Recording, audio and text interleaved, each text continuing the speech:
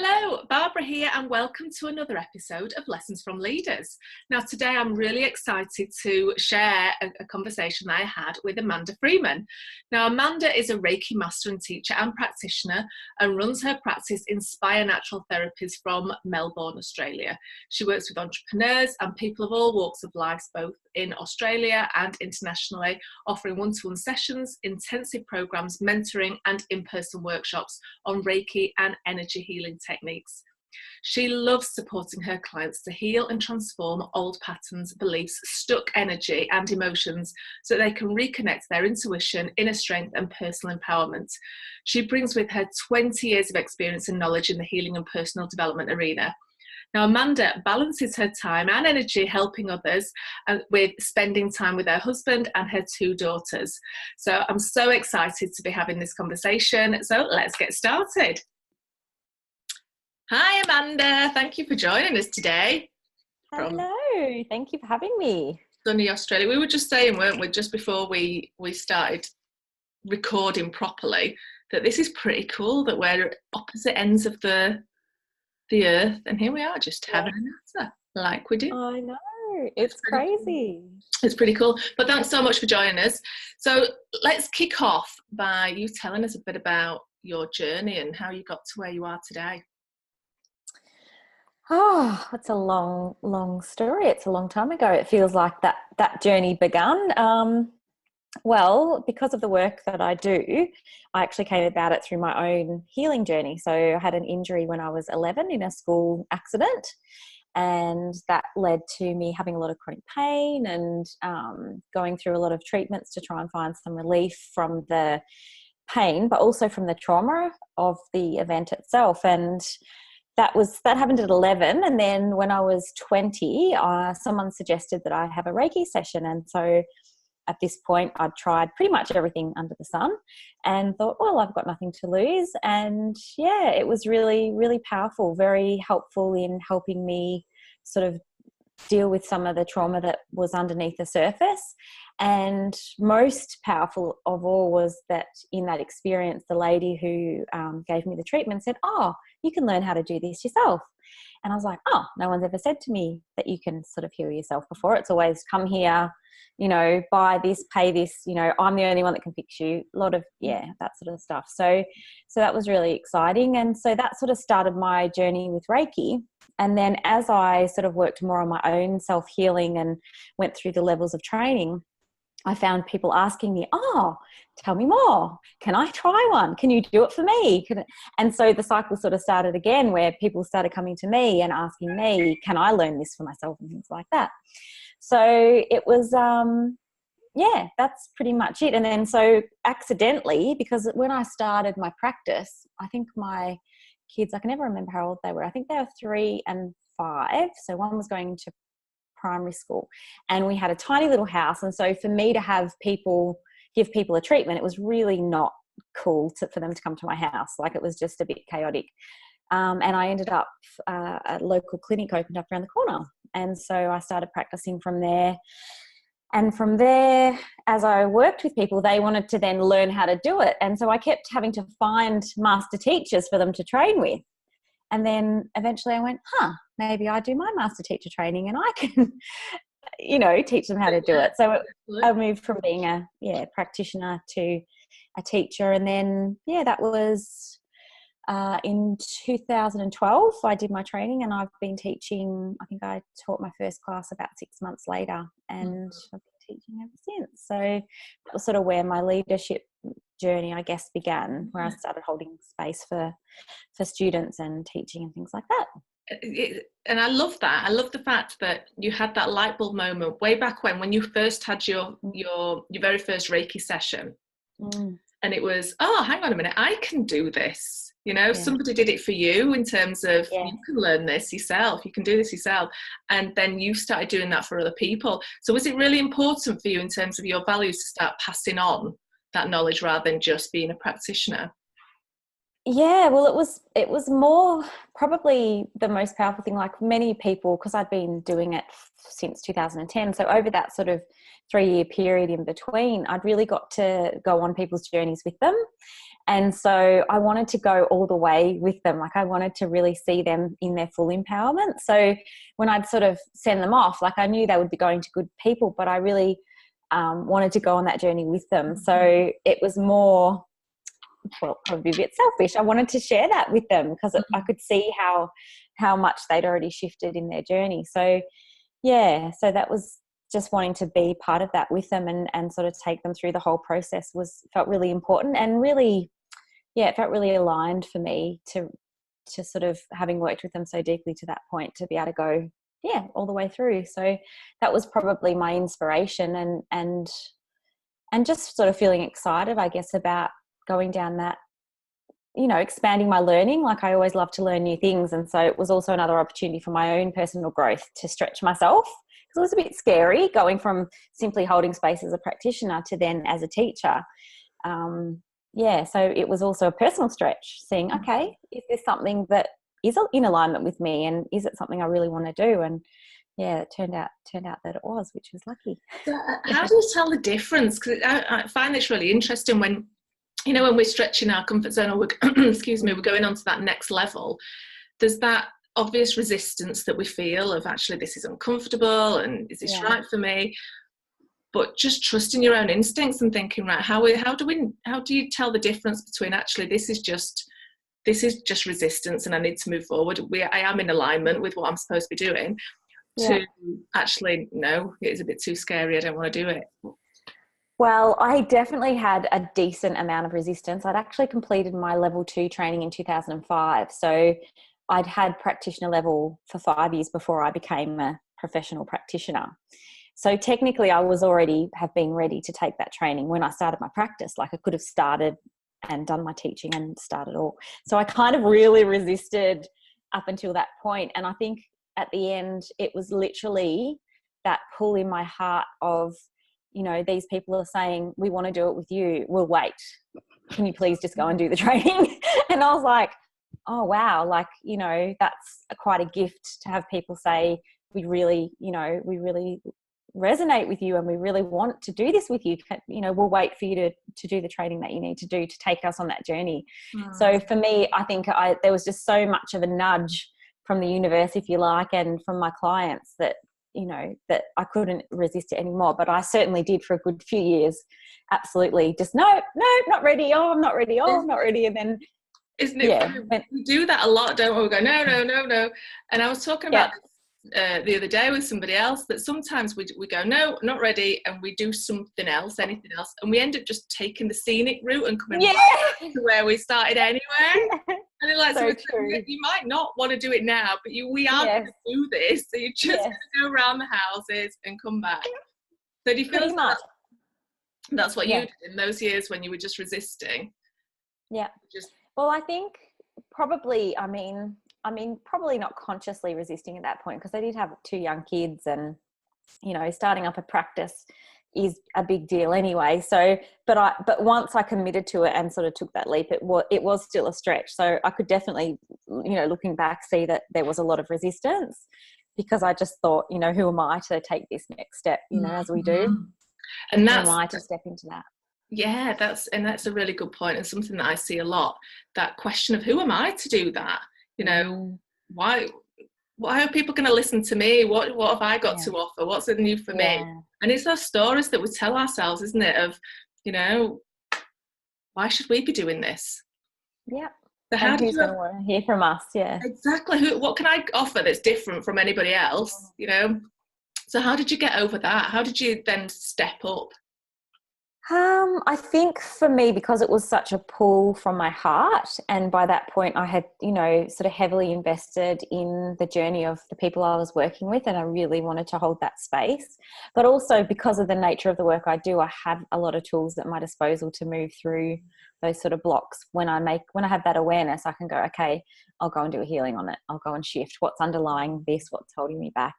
And also I had a good teacher. Like my Reiki teacher was a great mentor. So she was quite helpful in supporting that as well. So I think anytime we stretch, it is really valuable to have that mentorship in some way, shape or form, because even with all the tools that I had at my disposal, I still had that fear and things like that. So I think the combination of that self-responsibility and clearing your stuff, but also that, that support from trusted mentors, that I probably maybe I wouldn't have done it if I hadn't have had the support as well. Yeah.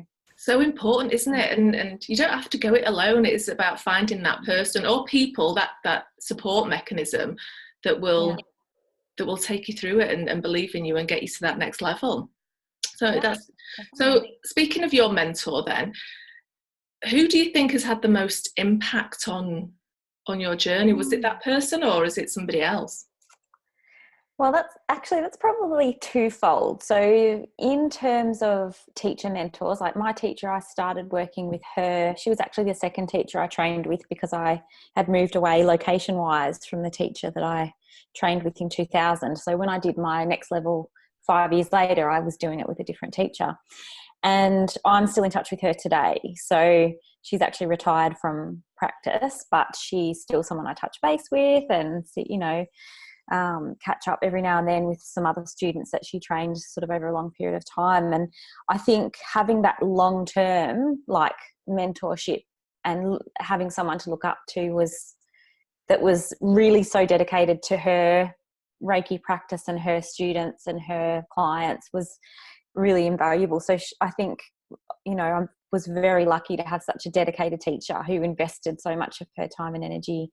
And also because she was a teacher who was very, she was very high integrity, but she also was very real. So she wasn't a teacher that put herself up on a pedestal and said, I'm the almighty, all-knowing whatever. She was more than happy to say, oh, this is what's going on in my life, and this is how I'm using these tools to negotiate through that. And I've had that issue with a student as well, and this is how I navigated that. So she never had that hierarchy of, although I respected her as a teacher and treated her as such, she didn't try and say, as a teacher, your life is all figured out. And that really is something I've taken into my own journey. So definitely her. But then probably the group of support I had when I joined the Conquer Club many years ago, which was when I was sort of really getting serious about my business, and I was in that for 4 years. And the people that I met in there, they also inspired me and grounded me and gave me other viewpoints that maybe I wouldn't have had from someone who was purely in the physical space. So having someone having a group of people who could really understand your journey and could go on that journey with you, just no matter if their modalities were different or if their businesses were different. I think that was really integral to my growth and confidence as well. So probably both. Both of those things, I'd say. And I can really resonate with that, and just finding a community that'll just support you, or you can support each other, because it obviously works both ways. But it doesn't even matter if you're doing the same thing. You don't have to be in the same line of business or the same sector. You don't have to be doing anything the same. Just be on a similar journey. And at that sort of similar level, like the people that were in there at the time, we were all sort of at the same, like for me, I was really launching into the next phase of my business. My business was established already, but I just was craving that sort of community and connection. And I actually didn't realize that was what I was craving until I had it. And I didn't know how much it would actually really help me grow and expand until it happened. So it's quite interesting, those two things. Yeah, it's funny because I can really resonate with that, needing a specific person, that'll help you and guide you through that process. Just a go-to person, really, that you can just have those one-to-one conversations with, but at the same time, just to balance it out, a group of people, a community, you can say we're all doing the same thing, so you don't feel as alone. There's similar challenges and similar problems and similar mindset stuff going on, that you think, actually, this is not just me in my own head. There are other people feeling the same thing. Yeah, exactly. So probably, I don't know what's stronger, really. Both were just as powerful for me. Yeah, and like I say, I completely can resonate with that. So speaking of that leveling up, then what do you think were your main challenges? Was it just was it your mindset stuff, or did you have that figured out because of your Reiki, or was it just the practical challenges? Obviously, you had young children at the time, and managing time. What was it that were your main blocks? Oh gosh, all of the above. I think for me it was confidence initially in, I'd been working with the energy for so long, but just would I be able to sort of hold space at that professional level? That was a big one in the beginning, and also definitely time, because my children were so young.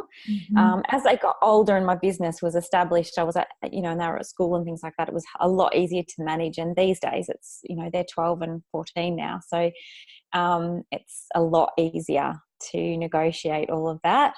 But yeah, I think mindset in terms of a business mindset, because, I didn't start a business. I started a thing to help other people because it helped me.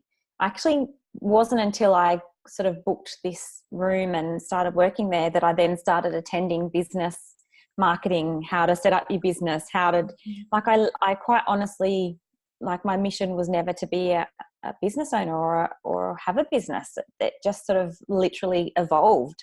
So I think for me, getting into that mindset of it being a business, and that if I was going to be spending my time doing that I'd need to take some, monetary exchange for that to contribute to my family, was a big shift. And a lot of healers I know have that experience as well, when you there's this expectation that you're helping people and therefore you do it for nothing. And, for a period of time I had the job that I did before I became a practitioner, and I was doing both, which was, really hard with 2 young kids and trying to sort of build something. And that was when I realized, if I'm going to do this, it got to the point where with my other job, I was actually knocking back running workshops because I had this fortnightly shift at this job at the same time. And then my brain sort of went, oh, that's right. Well, this can actually overtake that now. You can let that go. So that was really interesting. So I think probably the big challenge was actually stepping into it being a business. And that's probably, one that often underpins me moving forward. It's a block that'll come up regularly. Yeah. I mean, I find it interesting that when you mentioned that, often we want to serve somebody, so we want to do it for free, or we want to give to other people. And I see this in all walks of life, whether you're business owners or whether you're working, in corporate, that we have this desire. Most people have this desire to serve and to give and to help other people. But often it's at the expense of ourselves. So for you, it was about doing stuff for free and not getting that exchange of money. And your kids like food, you need money. Yeah. You've got to pay for kinder school. I know what to do. But I see it where people give so much of themselves at the expense of their own needs. So how do we make that shift of going, actually it's okay to need something, it's okay to want something back, or just to look after ourselves? I think I just got to the point where I realized I kind of flipped it, I think, in the end, where I was like, how do I feel when I go and receive a treatment from someone?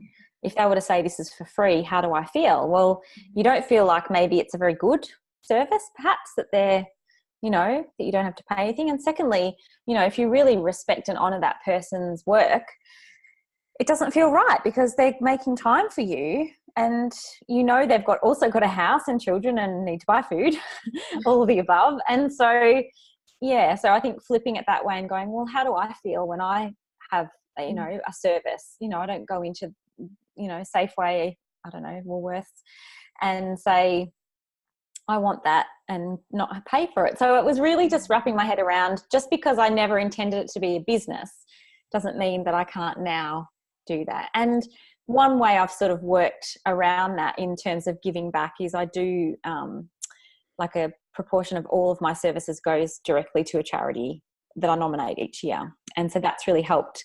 And also there are situations, if people are having a really tough time, that I do pro bono sessions throughout the year in specific situations. So, you know, I realise there are opportunities where I can still give back, but it doesn't have to be at the expense of, you know, my family having to do without and that sort of thing. So, yeah, so that's kind of how I managed to move through that. But it's so common, like even my students who are becoming practitioners, like I actually, you know, find myself saying what was said to me, you have to honour your time. You have to honour what you're doing. You have to honour the fact that you've paid to do all this training and you've dedicated all this time, and now you're entitled to actually get your return on investment for that and actually look after yourself. So it's sometimes the words come out of my mouth and I'm like, oh gosh, this is what I was being told all these years ago, you know, and saying it's hard, I know, but you can do it. You know, people will really value what you do a lot more. If there's and it doesn't mean it has to be $1 million, but if there's some sort of energy exchange. So often I'll start for people who are really, really resistant, and there are a lot of them. Again, the healing industry is huge with it, as well as I'm sure other industries, but I'll just say, look, just say we will exchange a gift or buy me lunch. Like, let's just start there and we'll work up from there. So sometimes that's where we have to begin. But yeah. One of my favourite sayings, Amanda, is you can't serve anyone with an empty cup, because often we just give, whether it's just time or, well, most of the time it's, you know, time, isn't it, where we just volunteer for things, or we're always giving to other people, and we leave ourselves depleted in energy and, you know, and just everything that we need in order to keep going. So I really like the fact that we do sometimes have to turn that torch inwards, don't we? And it's all right. You don't need to feel guilty, or, you know, it's not about being selfish or self-indulgent. It's necessary. Yeah, absolutely. I actually have just started running here in Melbourne, just from my home studio, circles, like women's circles for practitioners and healers. And it's amazing how many of them come and will say, oh my gosh, I really need this. Like, I spend all day, every day giving. I don't often create a lot of space for me to receive. So it's been quite phenomenal, the feedback on how valuable that is for that reason, because, you know, and it applies to anyone really that runs a business, not just, I'm just specifically speaking to, I guess, practitioners, counsellors, nurses, teachers, people who are serving others, but it doesn't matter what business you're in, you can still give and give, beyond what you've got.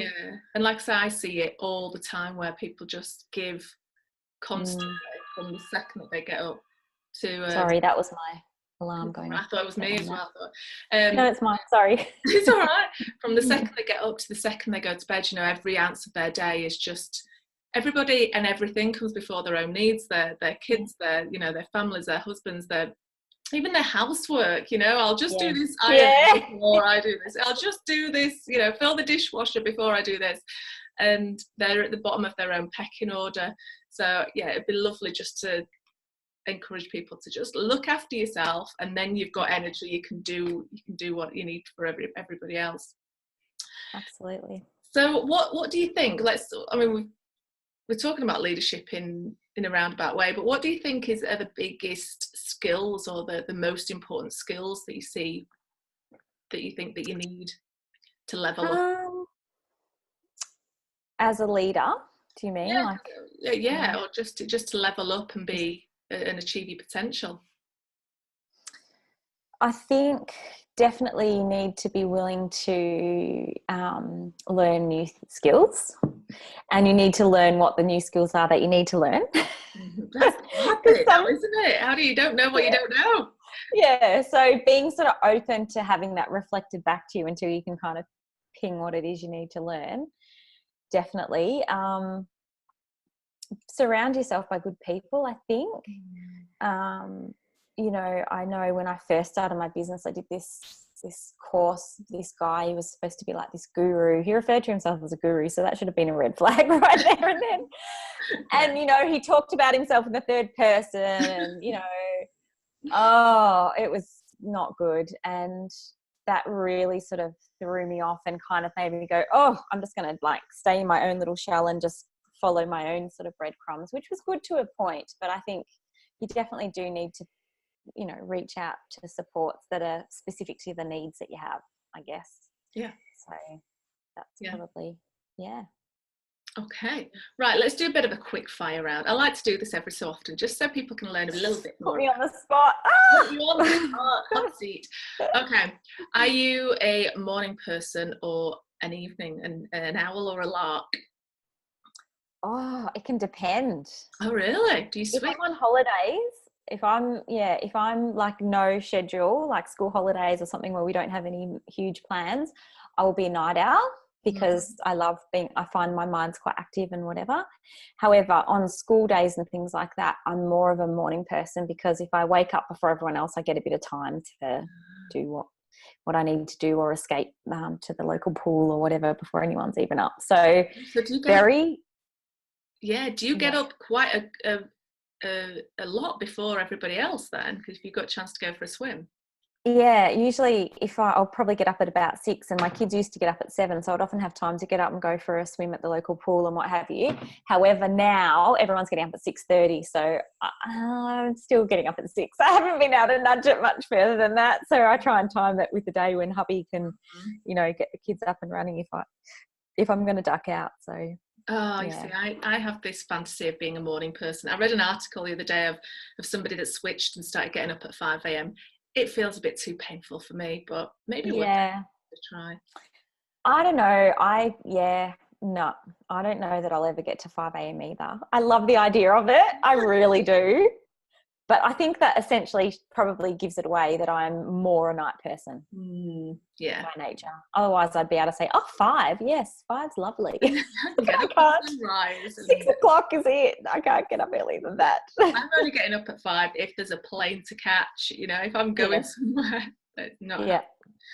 So what was the last movie that you watched? Oh, what was the last movie I watched? That's a really good question. I think it was it was with Matthew McConaughey and the girl from Sex and the City. And I can't remember what it was called. Failure to Launch. Yes. Yes. I was just on Netflix because I injured my knee, so I've had a bit of downtime, and I was like, I like Matthew McConaughey. He's always fun to watch. So I'm like, that looks light, something like so quite enjoyable. And I like the lady that played the mum. I can't remember her name, but she's great too. I can't remember. She was in Sweet Home Alabama. Fried Green Tomatoes. What did you say? Fried Green Tomatoes, I remember she was in. Oh, I don't remember in that. But I know who you mean, but I'm rubbish. Yeah. Kathy Bates. Right. I think it is, yeah. Was she in, what was that Stephen King film? No, that wasn't her, was it? No. I don't know. I don't know horror. I don't know actors anyway, so yeah. Okay, then who would play you in a movie? Oh, who would play me? Wow. Oh my gosh. I don't know. Gee, someone short. Maybe Isla Fisher. She's short with red hair. Yeah, I can see that. Just pop it a bit. I can see that. And which I've got lots more freckles. And which part of your life then would they focus on when it comes to making a film? Gosh. Geez, I've really thought about it. I would say probably maybe from when I did my master's training, because so much kind of expanded from there. So many interesting things happened when I did that training in my life. So, yeah. So what was the most interesting thing that happened then as a result of that? Well, it was funny because my teacher said as soon as you decide to do your master teacher training, you know, all of your big things to work through will come up. Like it's another layer of healing and whatever. And I was like, oh, okay. So she said, you know, you've got to be committed because it's a big year and you'll have to do lots of self-work and what have you. Well, no sooner had I agreed to do my master teacher training that I found out that our house had black mold in it and we had to leave our property and find somewhere else to live and throw out a third of our possessions. Yeah. And I was like, oh, what have I signed up for? Like, surely this can't be, you know, part of the deal. But yeah, it was good. It was great. If, you know, and whether or not, who knows whether that was all tied in together, but it was a bit of a coincidence. But from that, we got rid of a lot of old junk because we had to, because it was all contaminated or whatever. We decided we would get together a deposit and buy our own house so we could be in control of our situation. And we ended up moving into our dream house, so which we're still in. So, I mean, it was the best thing ever. It turned out, isn't it always the way that sometimes the worst situations are the best things, and at the time you think, how am I ever going to move past it, and then ta-da, you know, something amazing happens. And just that personal, you know, the personal growth. And I really had to pull out all my tools in that year, and I think that was where the masters came in, because I was able to really hold space for myself in deeper ways that I hadn't before, and I probably wouldn't have had the skills to do. So I feel like it was really beautifully orchestrated by the universe, because I had all the support I needed in my teacher, in my training, in my tools and techniques and everything else. So it's a year I probably wouldn't have wanted to go through without that extra, you know, energetic and otherwise support. That would make a pretty good film. I think I think so. You should write that screenplay, get it done. Do that on top of everything else. Get it on top of everything else in my spare time. In your spare time. So what do you do in your spare time? That's my next question. Oh, what do I do in my spare time? I love to swim. We've got this beautiful outdoor pool about 5 minutes drive from my house, and you know, it's warm, so I think it's about 28 degrees usually, so it's really nice to swim in. Is it that warm all year round then? Yeah. Well, it's only opened sort of between October and March. Right. And then it's closed for the rest of the year. So we're almost coming to closing time, which makes me sad. But basically it's, you know, it's got these beautiful gum trees over top, and you'll be swimming your laps, and you've got the fresh air and the cockies fly over and the leaves falling into the pool, and it's just beautiful. So you kind of feel like you could be in a lake somewhere, only without this, you know, the scary fish underneath and all that sort of stuff. Yeah. So I really love doing that. We've got a beautiful forest. I live 5 minutes from the forest, so love going for walks in the forest. That's a really beautiful part of where I live. So those are probably my two sort of self-rejuvenating things. And then outside of that, obviously spending time with my kids and my hubby. We love Netflix, so we'll often pick a family movie. We've only got one TV in our house, so we all have to agree on what to watch, which is a pain, but also has been great because it means we all have to hang out together or what have you. So hanging out with them, that's pretty. I'm pretty easy. That doesn't take much. That's my spare time done. I don't have a lot of it. It doesn't make much to keep us happy, does it? It's all the good stuff. Okay, right. Let's finish up then, Amanda, because we could chat forever, couldn't we? I know. What is? And we do. So, what is?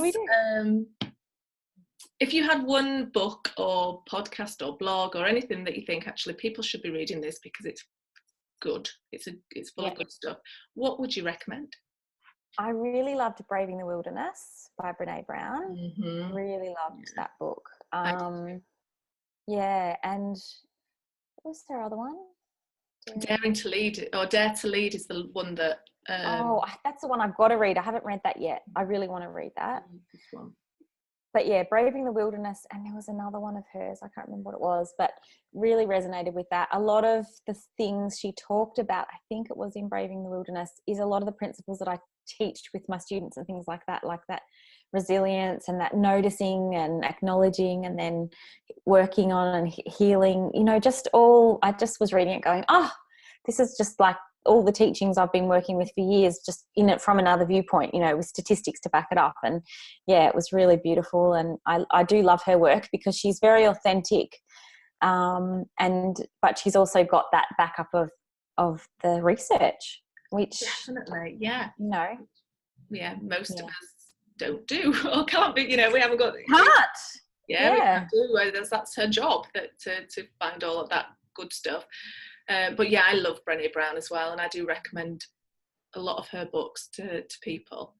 But brilliant. So that's Braving the Wilderness is your recommended book. I would agree. I think it's a fantastic book. Well, thank you I so have to much. read it again, I think, Yeah, read actually. it again. To revisit it. I'm doing this thing this year where I've got all the books out and I'm a big reader, so I'm going through everything again. And what I'm finding, I'm reading them all for the second time this year, but what I'm finding is, one, it's quicker to read them the second time round, but two, I'm coming from a different perspective and a different place, you know, in terms of my personal journey. So I'm picking out different things that I missed before. So it's like reading, you know, a whole different book. Especially with a book like Brave in the Wilderness, I think, and I've got books I haven't even read that I've bought here, there and ever, so I've kind of got a no more books rule. Like, I've just bought another book called Can We All Be Feminists, which is like a compilation of amazing essays from women of all different groups and talking about, you know, the inclusivity, and it's just so juicy and great, and I'm really enjoying it, and I'm like, okay, that's really the last book, like, you know, I'm not buying any more. I say that to myself every month, because that's my husband says that, you know, it might be cheaper if you like shoes or bags, because books is my nemesis, and especially you know, when you can buy with one click. Yes, like, oh, I know. So yeah, I love my books. Anyway, thanks so much, Amanda, for hanging out with us today. No worries. Thanks so much for having me. It's always good to chat to you, and yeah, I'm really looking forward to listening to more of the other leaders that you've got. Yeah, it's gonna be good. Where can people find you? You can find me on Facebook and Instagram, and my website, which is www.inspirenaturaltherapies.com.au. So all my bits and bobs are all on there. I will put all your links underneath this video so people can find you and hook up with you, which would be good. Fantastic. All right. Well, I'll see you later. Thank you. Thank you. Thanks for having me.